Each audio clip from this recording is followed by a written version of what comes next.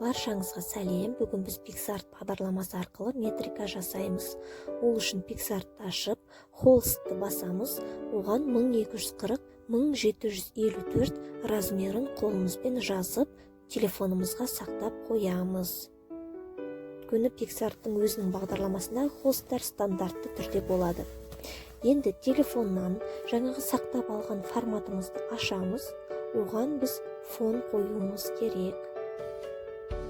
Фонды мен алдын ала Telegram каналынан жүктеп сақтап қойғам. Соны таңдап алам. Сіздерде ашық доступтағы Telegram каналдарынан не болмаса Google'дан іздеп алып жүктеп алсаңыздар болады. Енді баланың есімін жазамыз. Оның шрифттің түрін, түсін, обводкасын таңдаймыз. Келесіде клипарт қоямыз. Клипарттың түсіне сәйкес баланың есімінің түсін де өзгертуге болады. Баланың туылған уақытын жазу үшін сағаттың клипарты қажет.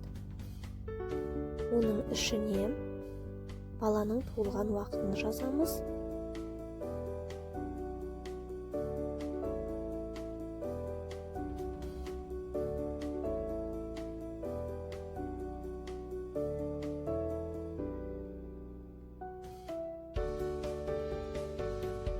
Сәл үлкейтіп, жұмыс жасауға ыңғайлы болу үшін масштабын өзгертіп алсаңыздар да болады. Енді баланың бойын жазу үшін мен стикер батырмасын басып, соның ішінен растамерді таңдап алдым.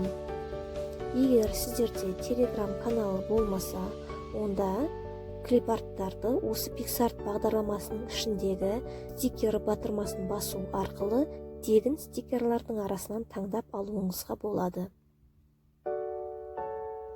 Растамерге баланың бойының ұзындығын келтіреміз, түсін келтіреміз, обводкасын да келтіріп жазамыз.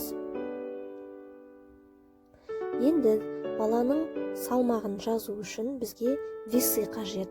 Весыны тоже стикерлардың ішінен таңдап аламыз.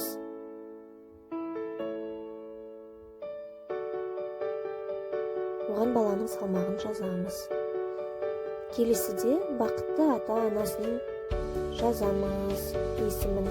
Бақытты ата-ана дегенде бізге қазақша шрифтті таңдап алу қажет болады.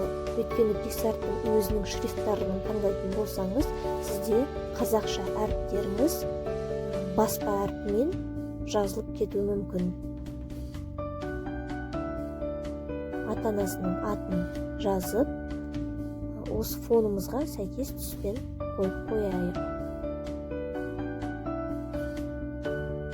Телефонымызға жүктеп, сақтап қоямыз. Видео ұнаса, лайк басып, сақтап алыңыздар.